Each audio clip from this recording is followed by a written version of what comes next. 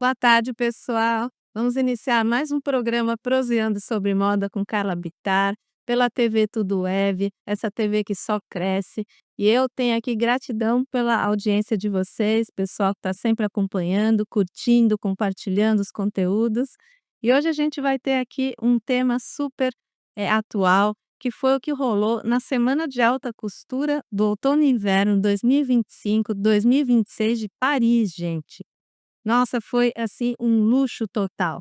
Esse evento, foi no dia 10/7, agora recente, encerrado em Paris, a Semana de Alta Costura, cujo calendário foi de 7 a 10 de julho.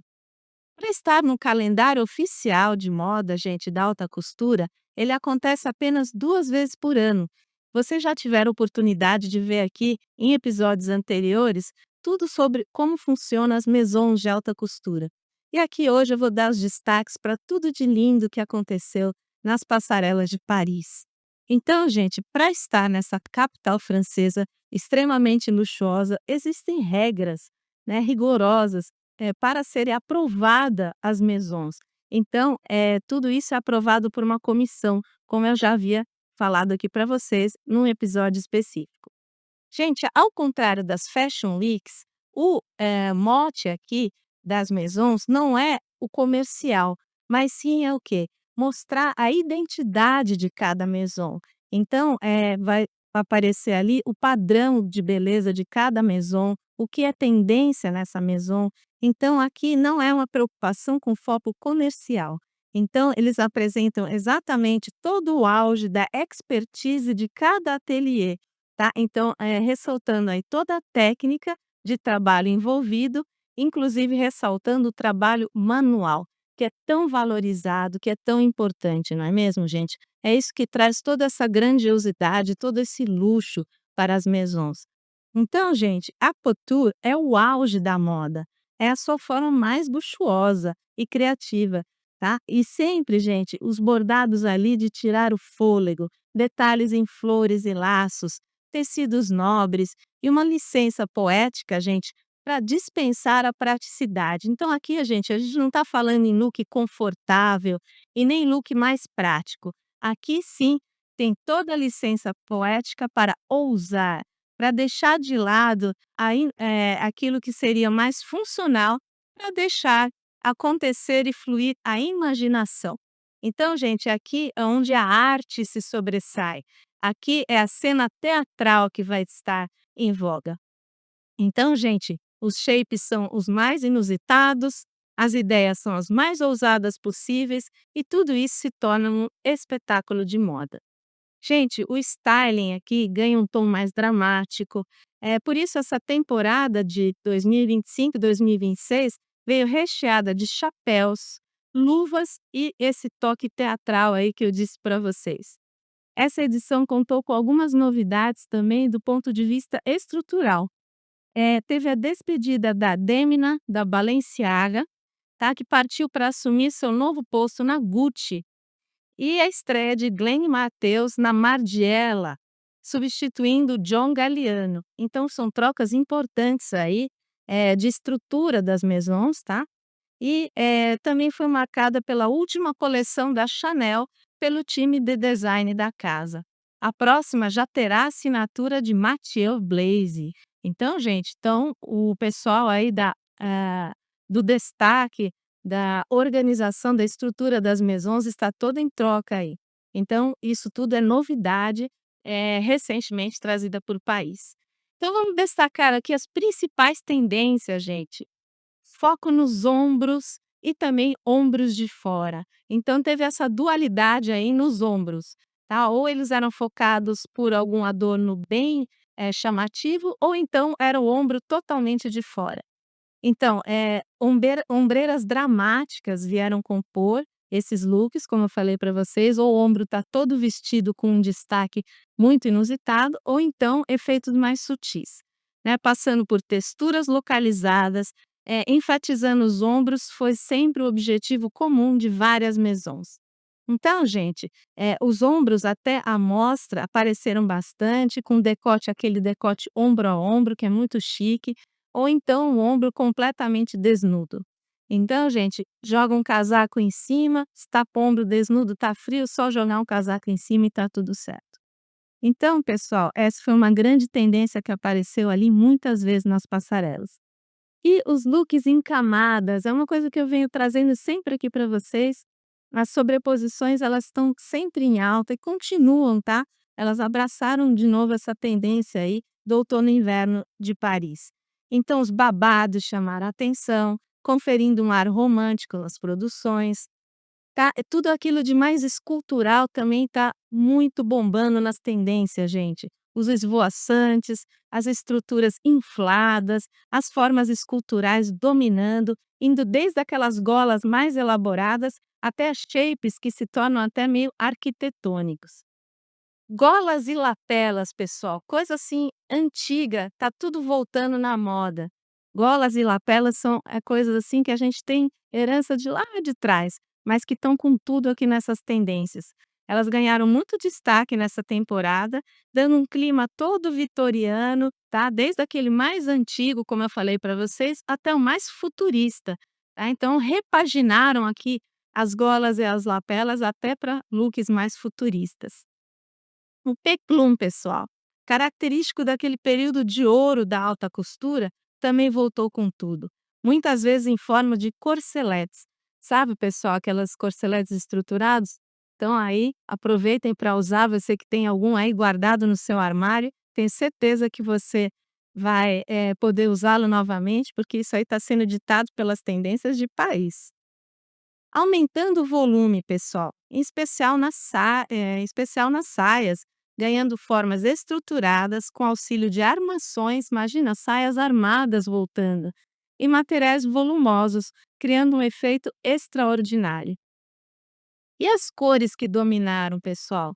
A cartela de cores é bem inusitada também, tá? Com muitas opções variadas, desde os tons mais glamurosos e doces, tá? O dourado dominou muito, apareceu praticamente em todos os desfiles. O vermelho também marcou muito presença em várias coleções, mas o rosa claro também. Você pensa aí que esses tons pastéis são tons mais de primavera-verão? Você está muito enganado, porque eles aparecem aqui na cartela do outono e inverno, tá? Surgindo em nuances suaves, desde o blush até os tons mais pálidos. E o amarelo, pessoal, foi um elemento surpresa aqui, com versões vibrantes e delicadas iluminando a temporada. E até em episódios anteriores aqui, eu até falei do destaque do tênis amarelo.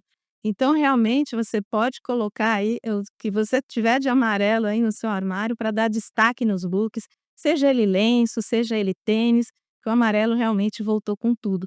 E ele aparece em combinações com outras cores, como o marrom, por exemplo, que fica muito elegante. Gente, os materiais agora mais vistos nessa passarela, além do tweed, da renda, do tule e da seda, nessa temporada o couro também apareceu como destaque. Assim como o luxuoso veludo, ele, especialmente na cor preta, ele veio com tudo. Então, gente, até dediquei aqui em alguns capítulos anteriores, vocês vão poder revisitar os vídeos aí. Eu falei que os looks all couro, ele inteirinho de couro, estão sendo muito destaque no nosso inverno aqui e também continua sendo destaque na temporada outono e inverno 2025-2026 da Europa, tá? De país. Então, gente, o couro, usem e abusem dele, eu particularmente adoro. Então, saia com blazer de couro, coloca uma bota de couro, então o look total couro está sempre na última moda. Gente, acessórios queridinhos da alta costura. As luvas, gente, as luvas que é uma coisa tão também antiga, né, que eles, sempre repaginam aí o uso das luvas, desde aqueles tapete vermelho até o dia a dia, as luvas estão sempre presentes. Elas apareceram enfeitadas em materiais diversos e comprimentos variados. E, gente, pasmem vocês, a volta da gargantilha. A gargantilha se destacou como a joia favorita. Então, você que tem alguma aí no seu armário também, é hora de tirá-lo da sua caixinha de acessórios e usar e abusar desse acessório que eu acho um charme, gente. Então, aqueles que são bem presos junto ao pescoço, são bem bonitos, ficam bem bacanas. Gente, e no quesito beleza, a maquiagem, aquela maquiagem cara de nada continua. Então ela está presente durante todo esse ano, gente.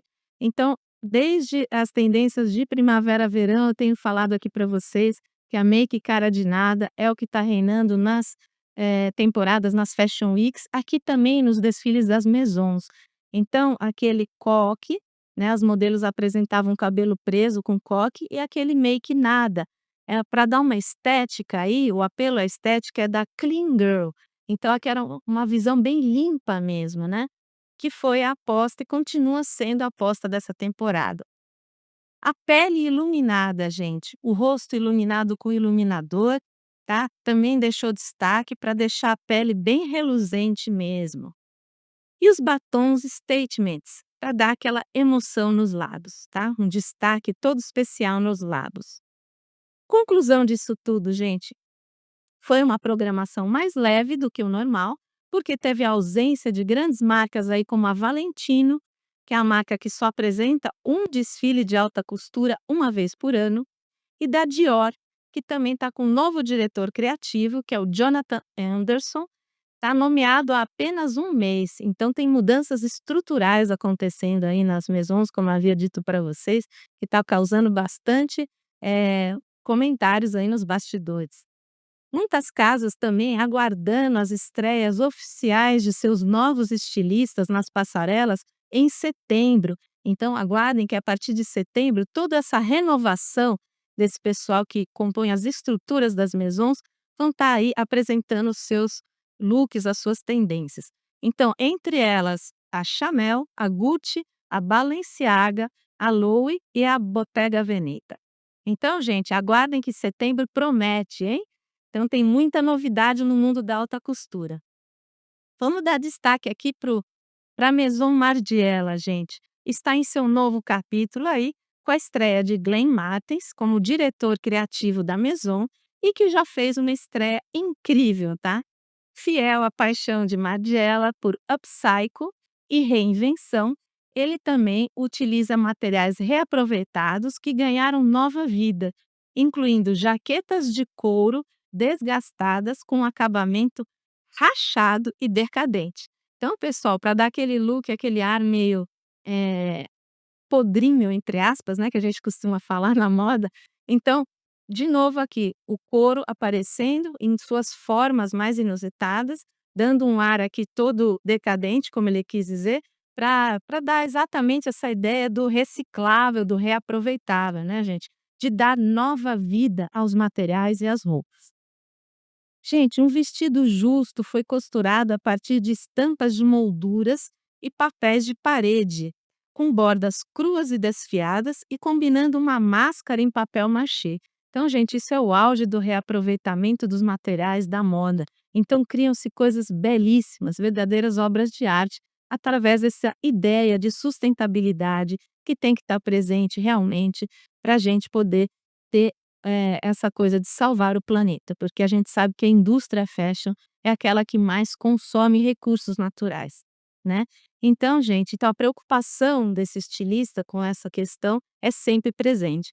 Então várias silhuetas aí foram emoltas em conchas plásticas rígidas e transparentes e veladas, às vezes com rostos adornados com joias, tá, gente. Então tem sempre essa preocupação com a natureza, mas por outro lado, sem tirar o compromisso com a alta costura, com a alta joalheria, dando ênfase aqui a criações belíssimas. Gente, e a Chanel? A Chanel, gente, ela veio com uma proposta dela de anglomania. O que seria mais ou menos isso? Então, ela tem toda uma inspiração aí na sua diretora criativa, que apresentou sua última coleção desenhada no seu estúdio interno, responsável pelos designs da casa de luxo francesa, após a saída de sua diretora criativa, a Virginie Viard, em junho de 2024, e antes da chegada do seu sucessor Mathieu Blazy, que apresentará sua primeira coleção no outono americano. Essa marca, gente, recriou os salões de alta costura originais da fundadora Gabrielle Coco Chanel, com carpetes luxuosos, assentos acolchoados, paredes espelhadas e interiores suavemente iluminados. Gente, olha que luxo, olha o capricho nos detalhes. Um talo de trigo dourado e um crachá com seu nome foram colocados em cada assento. Então, gente, realmente tudo é muito pensado, tudo muito estruturado, é tudo muito detalhado nesse universo aqui que é muito exigente, não é mesmo? A coleção, gente, ela se inspirou nessa longa relação que a Chanel tinha, a Coco Chanel, com a cultura britânica. Por isso que eu dizia aqui no início de abrir esse parênteses da anglomania da Chanel. Por quê? Porque a Coco Chanel teve uma longa relação com a cultura britânica, especialmente com as terras altas da Escócia, onde ela descobriu o tweed durante o seu romance de uma década com Hugh Grosvenor, que foi o segundo duque de Westminster. Então, gente, isso aqui é uma curiosidade que eu estou trazendo para vocês, que realmente essas heranças anglicanas da Chanel se devem a isso. E o tweed veio daí. Então, você que não sabia da onde veio, né, esse tecido tão importante que costuma transitar aí na moda, que vai e vem, então veio daqui, gente, da inspiração da Chanel. Looks de destaque, gente. O blusão de tweed verde-limão com uma saia drapeada de cetim azul bebê. Para vocês verem como as paletas de cores, elas conversam nas formas mais inusitadas. Então, combinações de cores que você achava que não era possível aí, estão vindo com tudo. Imagina, gente, o verde-limão com azul bebê, né? Um contraste bem bacana, bem diferenciado. Um vestido preto de cetim com decote halter, preso por um cinto utilitário com bolsos de aba. E um casaco de tweed, já que a gente estava falando do tweed, não poderia ficar de lado, trespassado sobre uma saia plissada em camadas com acabamento em renda. Então, o que que a Chanel decidiu trazer com essa coleção? Um ar gracioso e leve, como um conto de fadas. Por isso que aí vem essa cor azul bebê, uma coisa leve, porém indicando uma mulher poderosa. Aí entra o poder das cores, dos tecidos, como verde-limão, né? Porém, graciosa, isso tudo sem perder a graça e às vezes até com um ar meio gótico. Então, gente, é uma mistura de estilos aí que conversam entre si. Isso tudo foi o que a Chanel trouxe para essa temporada. E a Balenciaga, gente? Para marcar o fim dos seus 10 anos na casa, o estilista Demna apresentou sua coleção final para a Balenciaga antes da sua saída para a Gucci. Então, isso é um fato muito marcante na moda da alta costura, gente. É um fato realmente histórico. Na passarela, a gente que sempre fala dela aqui, essa, influenciadora aí mundial, a Kim Kardashian, ela apareceu com um vestido de seda branca, inspirado no usado por Elizabeth Taylor, no filme Gata em Teto de Zinco Quente, de 1958, gente, e brincos que pertenceram à própria Liz Taylor. Olha, gente, é muito poder, é muito glamour poder, desfilar com um desfile que pertenceu com um brinco, um acessório que pertenceu a Liz Taylor, né, e um acessório de 1958 para vocês verem essa coisa do poder que a moda tem de se revisitar, revisitar décadas anteriores, né. Então aqui foi uma volta a 1958. A coleção foi inspirada nos dress codes, ou seja, nos códigos de vestimentas da burguesia, apresentando vestidos casaco de bolinhas com lapelas exageradas de cetim, vestido de couro preto, olha aqui novamente o couro ganhando destaque, esculpido com uma silhueta em formato de ampulheta, muito interessante, né? Porque faz toda o acompanhamento da linha longilínea de uma modelo, né? O conjunto Pied de Paul, tá, em referência ao design de 1967 do fundador Cristóbal Balenciaga, usado pela sua musa Daniele Slavic. Estampas florais enceradas, referindo-se às toalhas de mesa da avó. Olha isso, gente, como que as coisas antigas voltam, né? eh, de Denner, bem como aos seus primeiros trabalhos na Vetements, que é uma marca ousada da qual foi o cofundador e que reapareceram na forma de um tailleur com saia e cinto longo. Então, gente, olha isso, ele foi buscar inspiração na toalha da vovó dele para criar um belo tailleur com saia e cinto longos, que é uma coisa assim muito chique, muito elegante, né, gente? A Chanel, que sempre investiu nos tailleurs, tá aqui a Balenciaga também colocando a presença dela nos tailleurs. Gente, Giambattista Valli, esse estilista italiano, ele teve 2 realizações num dia só. Para ele foi realmente um dia de glória, foram momentos de glória. Ele foi nomeado oficial da Ordem das Artes e Letras em uma cerimônia de premiação realizada em sua sede, apresentando sua mais recente coleção de alta costura com vestidos volumosos de sorvete com flores. Olha aí, gente, misturando 2 coisas doces, o sorvete e as flores, intrincamente bordadas e com cores que você quer cheirar e comer. Gente, então assim, estimulando todos os seus sentidos, os 5 sentidos, visão, olfato, paladar até, que dá vontade até de comer, como ele mesmo disse, né. Então, realmente a moda ela, atiça todos esses sentidos. E foi o que ele fez aqui, tá, com as suas criações. Para vocês terem uma ideia da importância desse evento, dessas criações, a ministra da Cultura da França, a Rachida Dati, estava presente, marcou sua presença aqui num evento tão importante.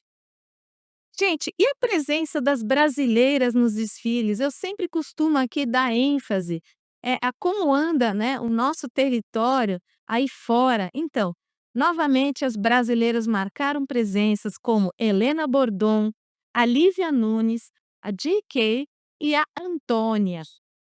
Trazendo aqui um destaque para a atriz e a cantora brasileira Antônia. Na segunda-feira, no dia 7 de julho, ela deu início à sua participação nessa prestigiada Semana de Alta Costura de Paris. Então, gente, para o desfile de Iris Van Harper, ela usou uma peça escultural da coleção Primavera-Verão de 2018. O look, vindo diretamente dos arquivos da marca, refletia o estilo ousado e fluido da estilista, com foco no drama e no movimento ao mesmo tempo. Gente, como as coleções são dinâmicas, né, elas são repletas disso, desse movimento que faz tudo ser fluido. E para a nova coleção de Georges Robeika, ela escolheu um conjunto luminoso e repleto de pedrarias da mais recente linha da Grife. O visual destacou a brasileira entre os nomes mais comentados da noite.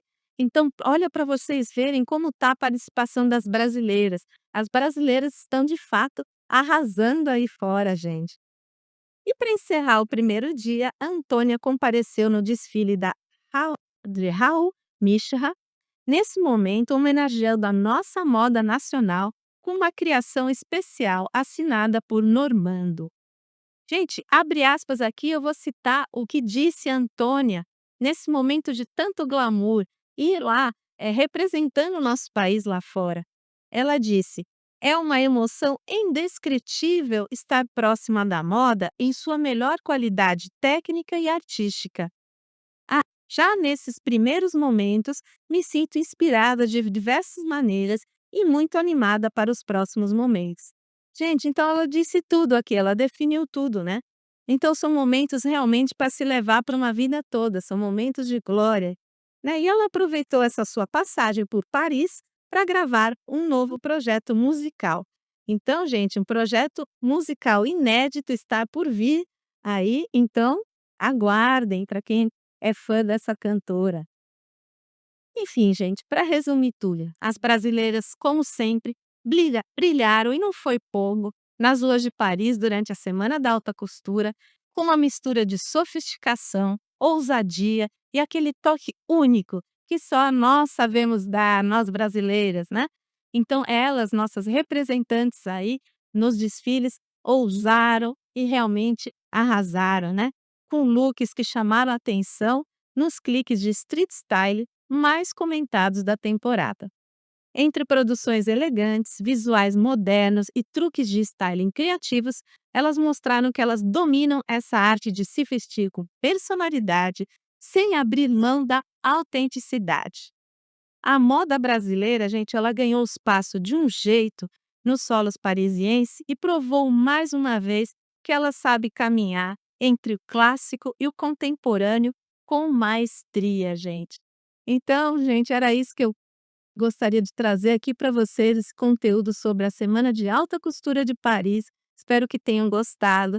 Curtam, comentem, deem os seus comentários aqui, compartilhem com os amigos. Beijos e até a próxima.